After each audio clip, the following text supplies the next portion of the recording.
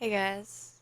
Sorry it's been a minute. I was planning on making these videos more often, but I succumbed to a mysterious illness this week. I don't have the flu, I don't have COVID, but I've had what's it called? Fluctuating in wait, in uh I forget the word.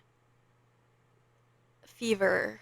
I've had a fever that's come and gone for like a week. Um, just at random times. Sometimes I'll have a fever, sometimes I'll be totally perfectly fine. I've also had a headache that keeps coming back every once in a while, and my one lymph node is like super swollen. So that's all fun.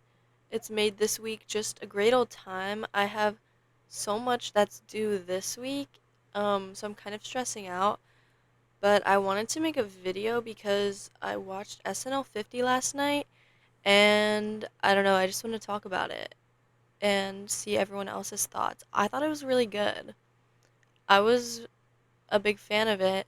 I won't say I've been like the biggest SNL fan recently, like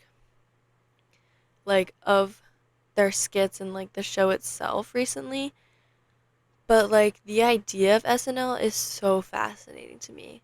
Like the fact that they've been doing this for 50 years and it probably shouldn't have been greenlit in the first place.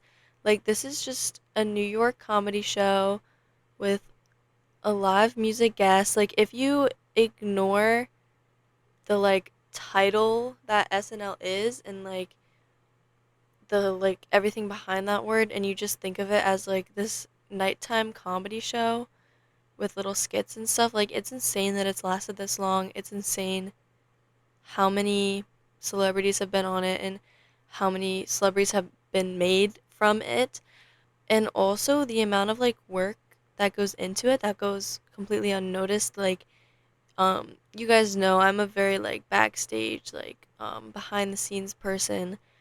um and I watched, what was it, Architectural Digest, AD, like you guys know what I'm talking about when people do like room tours or like house tours, I mean. They did one. Yeah, Architectural Digest did an open door with the set of SNL, and they showed like all of the behind the scenes areas of um what's it called? Stage AH, inside SNL's iconic Studio AH. And they basically did an entire like set tour of the set, and it was so cool because they talked about how like they make like hundreds of wigs for every episode, or like they use hundreds of wigs, and so they're always working super, like they hand make all of them out of real hair, and they're making them in like 50 hours, which is really impressive because usually wigs are made in like 80 hours or something like that. And the costumes, like there's this entire like warehouse basically full of costumes, and each like senior cast member gets a little closet with all of their well-known characters, and the cue cards. Just fascinating that that's been like just a integral part of the show for like 50 years. Like people have been doing this forever. And it's just so cool to see everything backstage and like see everyone that's put all of their like hard work into it, and like even if some of the jokes don't hit, like they're doing this every week, and like there's so much that goes into this every week, and it's just so like fascinating to really think about like what goes into it. And so I think the anniversary was just a really cool way to like kind of have tribute to that and like how many people have put their life into this. And I also watched the Jimmy Fallon's interview with Tina Fey and Amy Schumer. Schumer, right? I always get all of the Amy Poehler. Wait, guys, this is really bad of me. One thing about me to know is that I'm really bad. Amy Poehler. I'm really bad with names, and there's a lot of Amy's in the celebrity world. Tina Fey and Amy Poehler did an interview on Jimmy Fallon, and all three of them have been on SNL, and it was really cool to hear them talk about like how many like late nights they spent and how they just like bonded as friends and how they're still friends to this day because of SNL, and like how the writers rooms that they did were at like 3 a.m. and stuff like that, like super late, just putting everything into this so that it would turn out good. And like, I don't know, it was just really funny to hear and like really cool to hear like what they put into that. So I watched the special last night. It was really cool. I think the skits were pretty much all great. I am gonna pull up my phone and go on YouTube to refresh my memory real quick of what skits they did. But I think overall, like, you can tell that they really put work into this, and also you can tell that like the old writers came back because there were some good segments. Um, and I think the way they integrated like the Q&A with all of the celebrities, I think was a really cool way to like get everyone involved. And like they made jokes about it in itself being like, oh, this is how you're getting everyone recognized, but like I think it was a creative way of doing that to have like this Q&A, especially when Ryan Reynolds, they were like, how are you doing? They were like, he was like, good, like what have you heard? I was like, damn, yeah. And John Mulaney doing like the whole um drug bit, the musical bit with Les Mis. That was really good. I love Les Mis. So like, um, okay, let me look through this. Weakest sketch, if you were to ask, I would probably say Chad. I think it started off really good, and I really liked the idea, but it kind of got redundant where he was just like, okay, okay, like add some more, do something else. Um, but I think it was a really cool tribute to Lorraine. Lorraine? Yeah, Lorraine. I would say that was the weakest. I really liked all the musical guests. First of all, um, the songs were just so good, and the production was really good. Like, I don't know, I just like I really liked them all, and I think it was really cool that they got Paul McCartney. It's really cool that they got the Roots. Um, guys, I just really like this. I think the monologue. Oh, I did want to talk about this. I am so glad that they used Steve Martin and Martin Short later on for the monologue. I think that Steve Martin is the only person that could have pulled this off. Host wise, I'm really glad that they did a well known host that's also a comedian and not a celebrity host. Um, because like they talk about in the monologue, like when a celebrity comes in and kind of just changes the entire like atmosphere of the show, or just like puts their own twist on it, but it doesn't really fit with the show. Like I feel like Steve Martin is just like the person to do that. So I'm really glad it was him. And then obviously having Martin Short there, like you have to. So I think that went really well. I also really loved the like the montages. I'm a big fan of like editing those. Like literally if that was my job one day, I'd be perfectly happy with that. Like just making little montages of all of these, just this history. I think is so amazing. Like which one was it? The commercial parodies was really cool.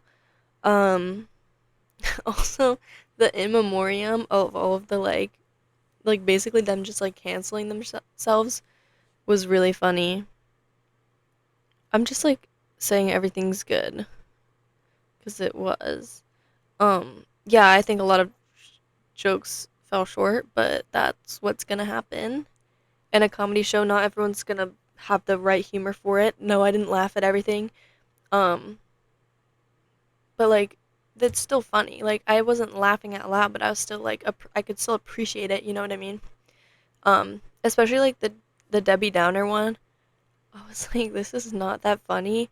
But then they would like put some like dumbass sound effect, and me and my friend let out a little chuckle at a few of those. Um, so it's like you don't have to think it's the funniest thing in the world. That's not the point. The point of this was to like pay tribute to everything. Like with the New York musical, yeah, I don't think that was the funniest thing ever, but I think it was a really cool way to showcase just New York. Like, this is live from New York. Like, it's a part of their history, I guess. Also, the Close Encounter one was so funny. Meryl Streep, so good. Me and my one friend, though, because we were watching this, I'm in college, so, like, we went to a lounge to watch it, but we were with a lot of our other friends, and they were being loud and whatever, but we wanted to watch it, and none of them were shutting up, so we, like, went up to the TV to watch it, and it was really funny. Um, but yeah, a lot of my friends don't like SNL. They didn't understand why we wanted to watch it, but it's not SNL itself. It's like the idea of SNL and the fact that it's been on for this long, the fact that so many people put their work into it. And like maybe I'm just saying what everyone else is saying. I don't know if I added anything new to this conversation, but like I just wanted to say that because like that's like what I want to do with my life. I want to be a part of something that has that much of like an impact and like everyone says like oh like my dream is to like be on SNL and like I wouldn't say my dream is to be like on SNL specifically, but I want to do something with that much community where everyone just like is putting all of this work into a common goal that like has impact on the world and like just being creative with your friends and like trying new things and like yeah, sure not everyone's going to like it, but like I don't know. That's just like what I want to do, I guess. Like it kind of also reminds me like I want to talk about this more, but like I feel like I like TV shows more than I like movies sometimes just because of the community and because of the connection that you form with these characters. Like movies, it's very much a let's get this done as fast as possible thing, like which obviously I understand you make lifelong friends, but you kind of like drift off. But like shows, like especially like I'm thinking like sitcom comedy shows that I like I'm watching Always Sunny right now, Community, Arrested Development, Psych, like those people are like families. And also like the people watching, like as a viewer of it, like you can tell like how much of a bond they have with each other and also you bond to the characters because you're like with them so much and it's just such a like community between like the people making the show and the people watching it and like I don't know. I might be just like really rambling now, but like I don't know. I don't know. I just love it so much and I want to be a part of something like that one day. And I'm probably going to go now because I actually do have a lot of work to do. I have like 3 midterms due Wednesday. Whoa, no. I have my calc midterm Wednesday. I have like 3 other written midterms due Friday that I like haven't started. So I should probably do that. And yeah, I feel like that's all I wanted to talk about. Just SNL 50, general thoughts. Like I could say more about it. I could dissect each of the sketches, but like I just wanted to say in general, like it's just so cool what they do and like how many people are involved with this. I guess I'm just like an empath or whatever, but I really enjoyed it. Um, does that mean I will be watching all of the SNL to come? No. I still don't find it that funny all the time, but like can appreciate it as a whole. I'm like that's what I'm trying to get across. Like yeah, yeah. That's all I'm gonna say about that. But yeah, maybe next time I'll talk about all of the TV shows I like because I love TV shows and I love Always Sunny. That's what I'm watching right now. So that's my current obsession is Always Sunny in Philadelphia. So go watch that. That would be my recommendation for today.